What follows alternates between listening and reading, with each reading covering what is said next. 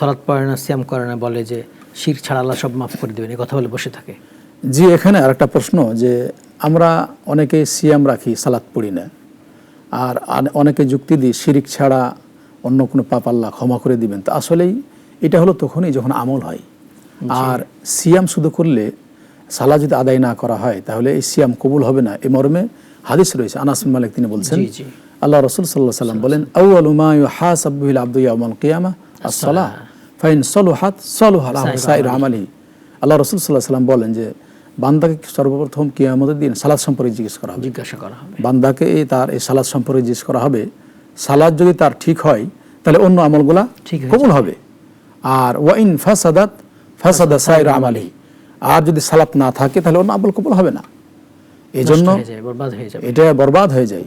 আর আপনি আমল করেছেন, সাথে শিরিক করেনি, হয়তো আমলের ভিতরে কোনো ত্রুটি হয়েছে, সেক্ষেত্রে আল্লাহ ক্ষমা করবেন। কিন্তু আপনার জীবনে কোনো আমলই নাই, তাহলে কিন্তু না, এর অর্থই নয় যে আপনাকে তো ঈমানের পর সালাত পড়তেই হবে। কারণ যে সালাত ঈমান এর সাথে নেকির আশা নিয়ে সিয়াম রাখলে সিয়াম কবুল হবে, এখানে শর্ত লাগাই দিয়েছেন।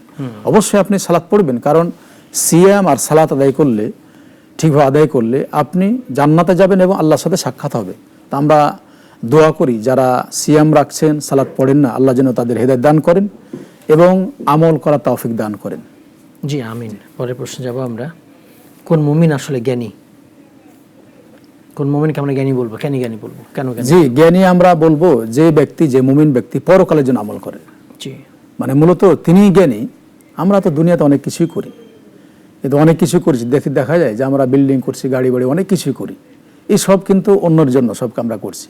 নিজের জন্য জ্ঞানী মানুষই, ওলা করছেন ঠিক আছে, কিন্তু পরকালের জন্য আপনার প্রস্তুতি গ্রহণ করা, এটাই জ্ঞানী, আসল জ্ঞানী। কারণ আমরা জানি যে এই দুনিয়াতে আল্লাহ তাআলা মানুষকে পরীক্ষার জন্য পাঠাইছেন।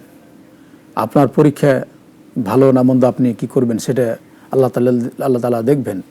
লিয়াবলুয়াকুম আইয়ুকুম আহসানু আমালা, যে আমরা কি আমল করছি, আমলের জন্য কার আমল কেমন উত্তম আমল, এই আমলগুলো আল্লাহ তাআলা দেখতে চান। এই জন্য জ্ঞানী মানুষ তিনি, যিনি পরকালের কল্যাণের জন্য কাজ করেন, আমল করেন, এবং দুনিয়ার জীবন থেকে যে আমলগুলা করলে তার পরকাল হারিয়ে যাবে, এই কাজগুলা ত্যাগ করার জন্য তিনি চেষ্টা করবেন। আল্লাহ যেন আমাদের সে তৌফিক দান।